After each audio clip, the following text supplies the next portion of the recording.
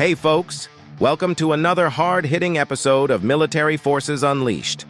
If you're new here, this is the channel where we break down the most complex military maneuvers, weapons, and strategies into digestible, no BS insights. So, grab a coffee, hit that subscribe button, and let's dive in.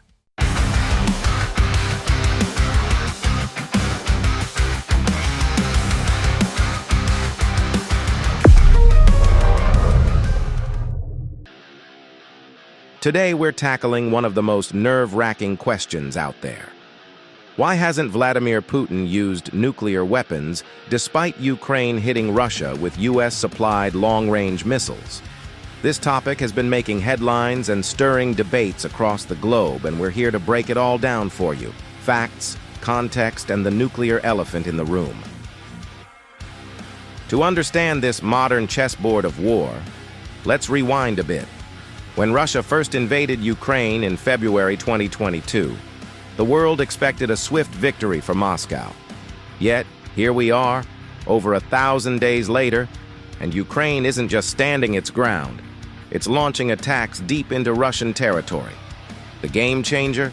The Army Tactical Missile System, or ATACMS, courtesy of Uncle Sam.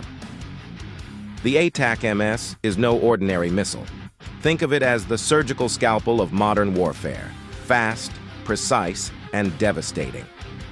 Designed by Lockheed Martin, it has a range of up to 300 kilometers, allowing Ukraine to hit strategic targets far beyond its borders. This isn't a glorified firecracker, it's a precision-guided beast that can bypass most defense systems.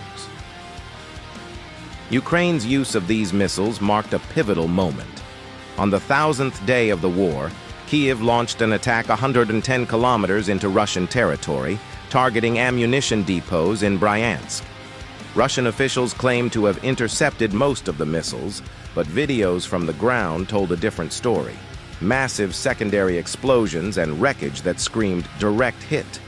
This was no accident. It was a tactical masterpiece. Let's get technical. The ATACMS isn't just a missile, it's a statement. Weighing over 1.5 tons, it carries a warhead packed with up to 300 cluster munitions, capable of wiping out entire enemy formations. Its speed and low trajectory flight path make it incredibly difficult to intercept, even for advanced systems like Russia's S-400 air defense. Ukraine's strategic use of ATACMS has exposed a glaring vulnerability in Russia's defenses. While Moscow brags about its military might, this attack showed that even its fortified rear positions aren't as secure as they seem. For Ukraine, this isn't just about striking targets. It's about psychological warfare, showing Russia that nowhere is safe. What makes the ATACMS special is its versatility. It's launched from the same HIMARS platforms that Ukraine has been using, making it a plug-and-play upgrade. Think of it as upgrading your smartphone to a flagship model. It does everything the old one did, but faster and with better range. The real kicker? It can hit multiple targets in one go, making it ideal for disrupting supply chains, ammo depots, and command centers. This isn't the first time ATACMS has shined on the battlefield. It was a showstopper during the Gulf War, where it decimated Iraqi airfields and scouted enemy positions with pinpoint accuracy. Now, it's proving its worth in Ukraine, rewriting the playbook for long-range, high-impact warfare. So, is the ATACMS a silver bullet? Not quite. While it's a powerful tool, it's not invincible. For one, its high cost limits the number of units available. Ukraine isn't exactly swimming in these missiles. Also, their effectiveness hinges on good intelligence. A missile this expensive isn't worth much if it's flying blind.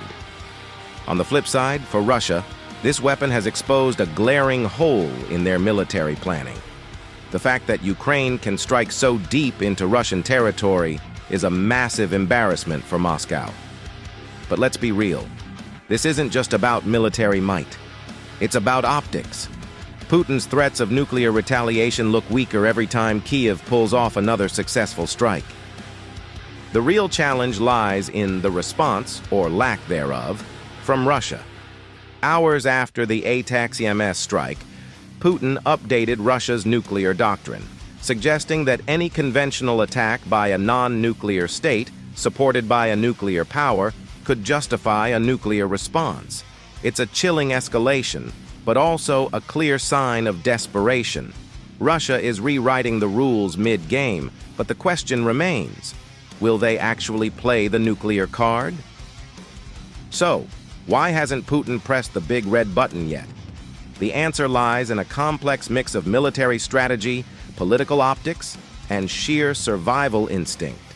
A nuclear strike might sound terrifying on paper, but the fallout, literal and figurative, would be catastrophic.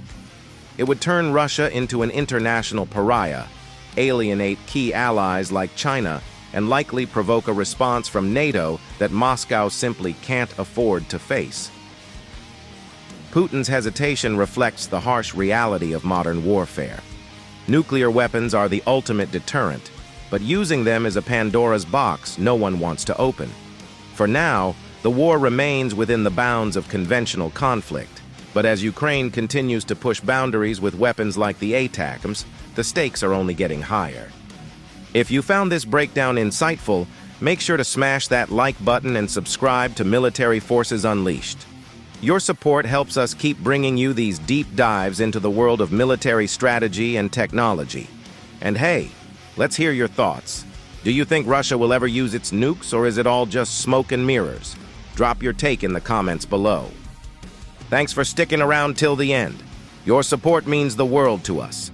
Stay sharp, stay curious, and we'll catch you in the next one.